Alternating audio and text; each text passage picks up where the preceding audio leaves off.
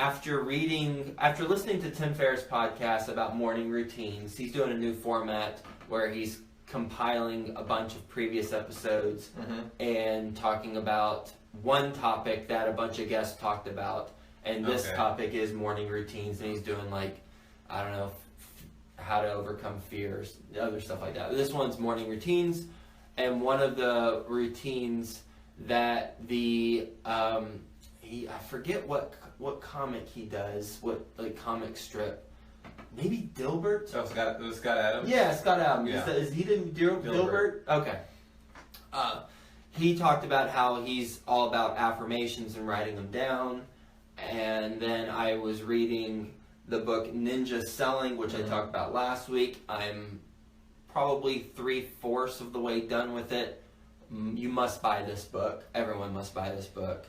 It's a condensed version of Tony Robbins' Unleash the Power Within, in my opinion, and really focused on sales, though, and how you don't sell, you actually give value, a bunch of stuff. Well, he talked about the author Larry Kendall talked about affirmations and part of your morning routine. So now what I do is I have a notebook that as soon as I wake up in the morning, I pick up the notebook, get a pen, and I write down my affirmation 15 times. And it is, I'm a strong, confident, successful, and handsome real estate billionaire entrepreneur. I write that down 15 times. I don't touch my phone, whereas I used to go straight to email. I write that down 15 times, and then I read a chapter from a book. And in this case, it's Ninja Selling by Larry Kendall.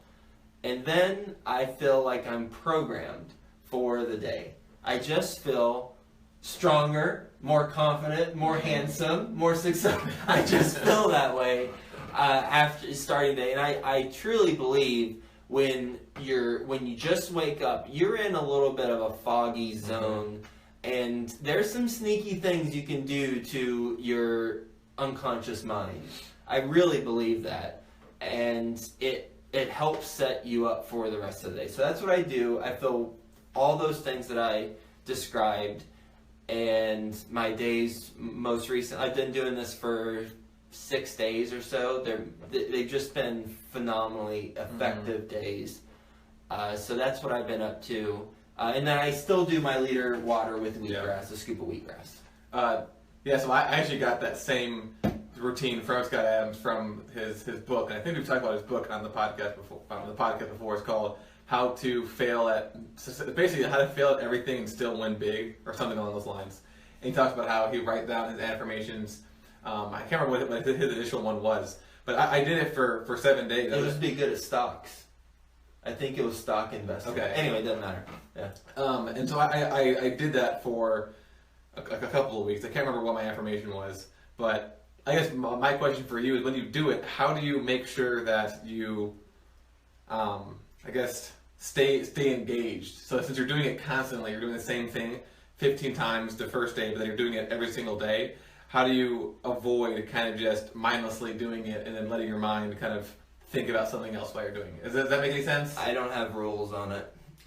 If my mind wanders, which sometimes it does when I'm writing it as soon as I wake up in the morning, it's fine. Okay. I'm just doing it. No rules. I'm not going to be hard on myself about anything. I'm just going to put it down on paper, write it 15 times, and then move on to reading a chapter. Okay.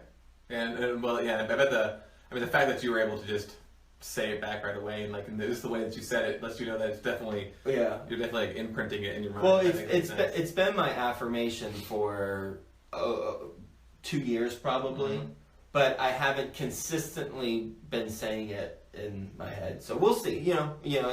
I will continue to do it, and we do follow on Friday, so we'll see how it works. And I know there's a similar version. This one actually, I bet that the different types of, affirmation work better for different people. I know there's one that I've heard Tony Robbins talk about before, and there's another book that I read that he talks about this, and it's saying it to yourself in the mirror 15 times. So you just look at yourself in the mirror and say it to yourself.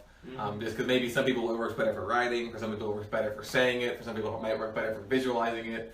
for the people, I don't think Scott Adams does this, but I know maybe Joe Rogan does this by his little isolation tank, but he'll record his own voice, and then he'll play that back to himself 15 times, or when he's going on walks, he'll play his own voice saying it to himself, maybe put a little epic music in the background of it. So I think there's a lot of different approaches.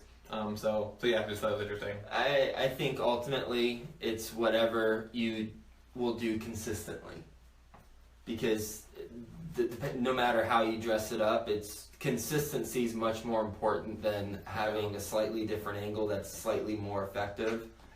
Because if you're not doing it at all, then it's a moot point. Exactly.